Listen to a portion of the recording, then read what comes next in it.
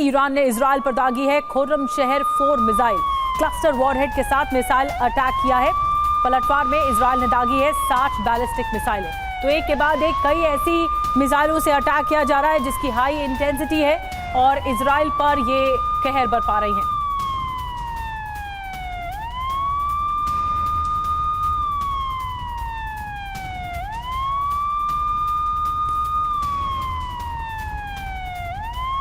तो आपको बता दें कि मिडनाइट मिशन चल रहा है दरअसल इजराइल का। इस ऑपरेशन के बारे में बताते हैं, कहां कहां अटैक किया गया है आपको बताते हैं। Tehran, Yazd, Isfahan, Bushehr, Kermanshah. Target क्या था इजराइल का? मिसाइल लॉन्च पैड जो ईरान के हैं, ड्रोन लॉन्च पैड ईरान के, मिसाइल और drone military depot, nuclear site. हुआ क्या क्या है?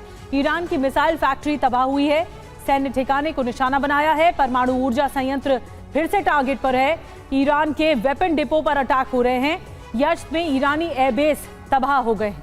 तो हालात बहुत ज़्यादा सेंसिटिव हैं। और कर्नल शैलेंद्र, अगर मैं आपसे इस वक्त पूछूं कि ये जो मिडनाइट मिशन चल रहा है इजराइल का, इससे क्या हासिल? देखिए, इजराइल एक मोटिव के साथ आगे बढ़ रहा है। वो उनके मिलिट्री ठिकानों पर, उनके ड्रोन के अड्डों पर, उनके मिसाइलों के अड्डों पर निशाना साध रहा है ताकि ईरान को कमज़ोर किया जा सके। ईरान की ताकत उसकी मिसाइलें हैं, दूरी इतनी ज्यादा है कि मिसाइलों से ही वार हो सकता है। सबसे बड़ी बात यह है कि नुकसान, जो एक वर्ड बड़ा अच्छे से इस्तेमाल किया जा रहा है कि चाहे ईरान इजराइल के ऊपर नुकसान दे रहा है और इजराइल ईरान के ऊपर दे रहा है। अब नुकसान किस तरीके का?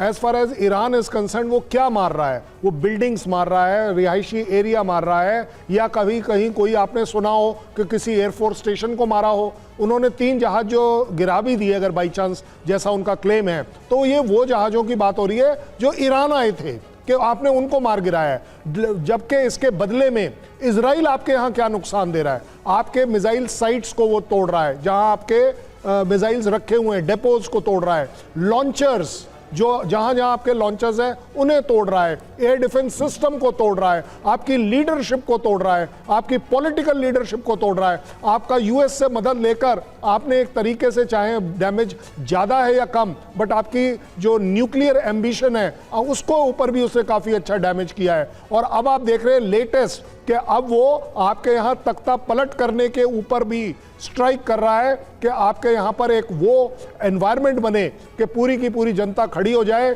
या पॉलिटिकल लोग खड़े हो जाए और खमैनी को अपने कंट्री से या इस दुनिया से विदा कर दें। तो ओवरऑल देखेंगे तो ये इजराइल जो कर रहा है वो उन जगह स्ट्राइक कर रहा है कि फ्यूचर स्ट्राइक उसके ऊपर ना आ पाए। अगर आप 4 लॉन्चर बर्बाद करते हैं तो 4 लॉन्चर से कम आपकी तरफ बर्बादी आएगी। जबकि ईरान अपनी सिर्फ एक स्टैंडिंग के लिए, अपना सो कॉल्ड बोलने के लिए अस्तित्व, एक्चुअली अस्तित्व किसका है? ईरान का डेंजर में नहीं है, खमैनी का डेंजर में है। और उन्होंने उस अस्तित्व को मिस इंटरप्रेट कर मिस इन्फॉर्मेशन कर अपने ईरान का अस्तित्व बना दिया है, जो अपने आप में गलत है। अगर अस्तित्व की बात करें तो सिर्फ और सिर्फ इजराइल को प्रॉब्लम है उससे, क्योंकि ईरान की जो पॉलिसी है कि यहूदी इस जमीन पर नहीं रहेंगे।